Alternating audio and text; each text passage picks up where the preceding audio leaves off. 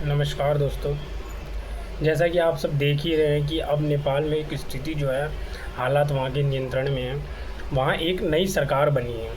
तो आज हम जानेंगे इससे पहले जो सरकार थी और तख्तापलट क्यों हुआ, इससे पहले जो सरकार थी उसको हटाया क्यों गया और क्या हुआ, उसके साथ क्या हुआ था, क्यों वहाँ पे तख्तापलट हुआ नेपाल में।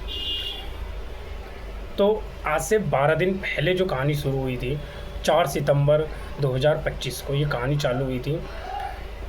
वहाँ की जो सरकार थी नेपाल की, ओली सरकार, उसने क्या करा था, जितने भी सोशल मीडिया प्लेटफॉर्म है like WhatsApp, Instagram, Facebook, plus इससे जुड़े जितने भी 26 प्लेटफॉर्म है, सोशल मीडिया प्लेटफॉर्म है, वो सरकार की तरफ से बंद कर दिए गए थे। और बताया क्या गया कि जो वहाँ के लोग हैं, युवा हैं, वो रजिस्ट्रेशन गाइडलाइंस तोड़ रहे हैं, इसलिए सोशल मीडिया प्लेटफॉर्म बंद कर दिया गया।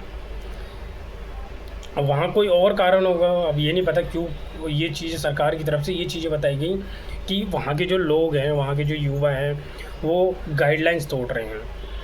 तो इसी में वहाँ के युवा जो है वो परेशान हो गए। उन्होंने कहा कि हम जो है यहाँ पे इतनी वो बेरोज़गारी ये सब चीज़ें हो रही है, हम अपनी कर रहे हैं, और जो वहाँ का नेता है, नेता का जो बेटा है, वो विदेशों में जाके आलीशान ज़िंदगियाँ जी रहा है।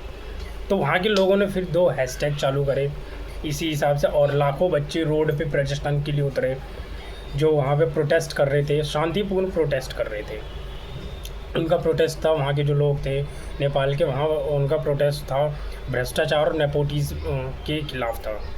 सत्ता कई बार जो कभी कभी सत्ता होती है ना, उसको लगता है कि हम ही हैं। अब उनको ये नहीं पता कि सत्ता में आई जो सरकार है वो भी उसी जनता के थ्रू बनाई गई है।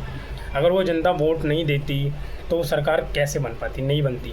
लेकिन इस चीज़ों में अहम आगे कभी कभी जो वहाँ की जो सरकार होती है उसके अंदर क्या आ जाता है, सत्ता के अंदर रह के वो अंधकार में फंस जाता है कि जो भी चीज़ हूँ मैं ही हूँ।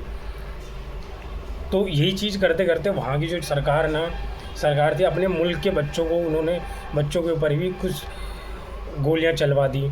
और 8 सितंबर को पुलिस ने काठमांडू में गोलीबारी करी, जिसमें 19 बच्चे मारे गए और 300 से ज़्यादा बच्चे घायल हो गए थे।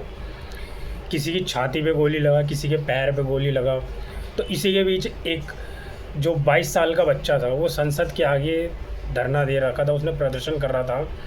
तो वहाँ पे क्या हुआ, वहाँ की जो नेपाल की जो पुलिस है उसने क्या करा, वहाँ गोली चला दी। उस बच्चे के पैर में गोली लगी और वो बच्चा वहीं मर गया।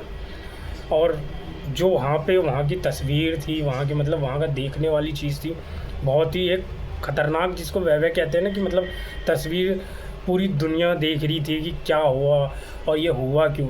अब यही चीज़ बताओ, चलो हम मानते हैं कि वहाँ की सरकार भ्रष्ट थी, ये चीज़ें ये थी, तो अगर वहाँ प्रदर्शन आराम से कर रहे थे, वो बिना किसी आगजनी, किसी दंगे फसाद के, बिना सब कुछ के प्रदर्शन कर रहे थे, तो वहाँ की पुलिस को गोली चलाने की ज़रूरत पड़ी क्यों?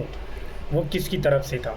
वो सरकार की तरफ से आदेश दिया गया होगा या किसकी तरफ से वो चीज़ें थी जो पुलिस ने वहाँ पे उन बच्चों पे गोलियाँ चलाई, जिसमें से 19 बच्चे मारे गए, 300 से ज़्यादा बच्चे घायल हो गए, पैरों में गोलियाँ मारी, छाती पे गोली मारी। तो वहाँ नुकसान किसका हुआ? अपने ही मुल्क के बच्चों को वहाँ की सरकार ने मारा है। तो ऐसी सरकार को सत्ता में रहने का कोई हक तो है नहीं। बट लेकिन फिर भी देखा जाए तो क्या हुआ, दोनों पक्ष में चीज़ें वही हुई, सरकार भी वहाँ से हट गई।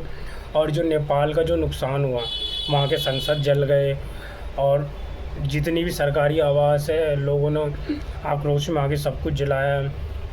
कितनी सारी संपत्ति, लाखों करोड़ों रुपए की संपत्तियाँ जल के खाक हो गई। किसका नुकसान हुआ? ये नेपाल के ही हुआ। नेपाल का एक तरीके से देखा जाए तो आगे आने वाली जो जनरेशन है उसके लिए बहुत नुकसान हुआ, और लोगों को भी बहुत इसका, कई लोग मारे गए, कई घर के बच्चे मारे गए, कई माँ बाप जिनके बच्चे थे वो मारे गए। तो चीज़ें देखी जाए तो एक तरीके से बहुत बुरा हुआ नेपाल के साथ बहुत बुरा हुआ। तो आप सब बता सकते हैं कि हम इस चीज़ से, हमारी जो सरकार है, मतलब कहीं की भी सरकार हो, उसको नेपाल के इस चीज़ से क्या सीखना चाहिए? तो आप सब कमेंट में जवाब दीजिएगा कि जो सरकार होती है, क्या सरकार ने वो सही करा था? इतने सालों से जो भ्रष्टाचार चल रहा था, सरकार क्या सही कर रही थी? और क्या वहाँ के जो लोगों ने वहाँ पे आगजनी करी, जो भी चीज़ें करा वो उन्होंने सही करा।